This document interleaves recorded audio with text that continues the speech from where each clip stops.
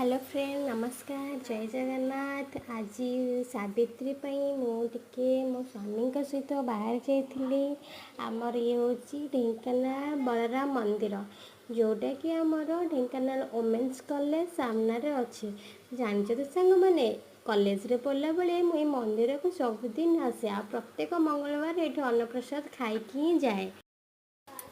ये देखंतु मंदिर भितर दृश्य।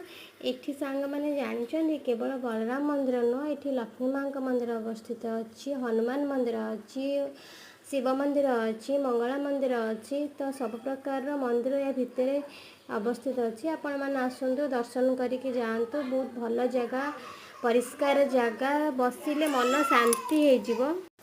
तो मंदिर भितर जदि आपण मैंने 5 मिनट बसीजे मन पूरा शांति हो। माइंड जिते चिंता थिले भी दूर हो। तो समस्ते आसतु मंदिर दर्शन कर जातु। बहुत भल जगह। तो ये फोटो वीडियो उठापी बहुत भल लोकेशन अच्छी। रोची नमस्कार।